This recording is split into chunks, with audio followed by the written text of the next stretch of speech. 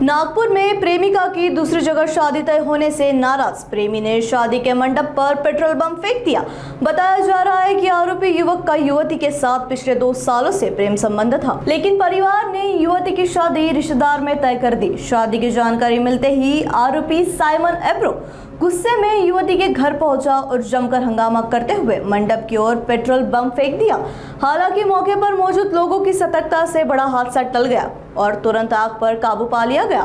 घटना की सूचना मिलते ही मानकापुर पुलिस मौके पर पहुंची और आरोपी को हिरासत में ले लिया। पुलिस की तत्परता के चलते युवती की शादी शांतिपूर्वक संपन्न कराई। फिलहाल पुलिस मामले की जांच में जुटी है। गोदावरीनगर झोपडपट्टी आहे, त्या ठिकाणी फिर्यादी जे आहेत गुन्ह्यातले त्यांच्या घरी त्यांच्या मुलीच्या लग्नाचा कार्यक्रम होता।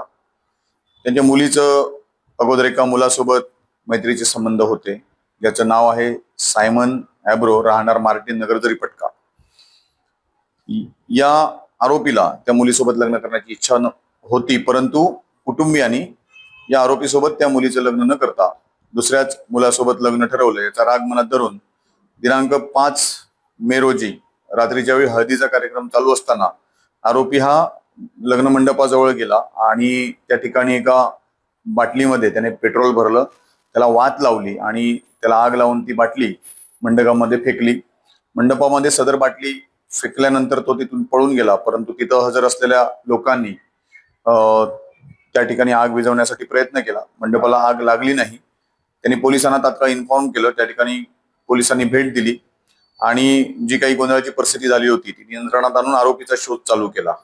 याच्यामध्ये हे जे फिर्यादी आहेत त्यांची तक्रारीवरून मानकापूर पोलीस स्टेशनला गुन्हा नंबर 167/2026 कलम 287, 288, 296, 351 भारतीय न्याय संहितेप्रमाणे गुन्हा दाखल करण्यात आला। गुन्हा दाखल करून काही तासातच आरोपीला शोधून आणण्यात आलं आणि त्याला डिटेन करण्यात आलं। मुलीचं लग्न हे 6 तारीखला होणार होतं आणि लग्नाच्या ठिकाणी जाऊन आरोपीनं काही गोंधळ करू नये किंवा मोठी मारामारी होऊ नये किंवा कायदा सुव्यवस्था काही प्रश्न निर्माण होऊ नये यासाठी आरोपीला त्या ठिकाणी 1 दिवसासाठी डिटेन करण्यात आलं। मुलीचं लग्न सुखरूप पार पडल्यानंतर आरोपी विरुद्ध योग्य ती प्रतिबंधक कारवाई करून त्याला सोडण्यात आलेलं आहे आणि संबंधित लग्न जे आहे ते व्यवस्थित पार पडलेलं आहे। बऱ्याच वेळा आजच्या काळामध्ये एका मुलाची किंवा एका मुलीची तिच्या जीवनामध्ये मित्रमैत्रिणींची काही हिस्ट्री असू शकतात, प्रेम संबंध असू शकतात। अशा परिस्थितीमध्ये जो कोणी अगोदरचा प्रियकर प्रेयसी असेल तो नाराज होतो, दुसऱ्या मुलाशी किंवा मुलीशी लग्न ठरल्यानंतर तो नाराज होतो। अशा वेळी सामोपचारानं बसून तसेच जो काही दुखावलेला प्रियकर प्रेयसी आहे त्याच्या घरच्या लोकांना भेटून सामोपचाराने चर्चा करून असे प्रसंग सोडवता येतात।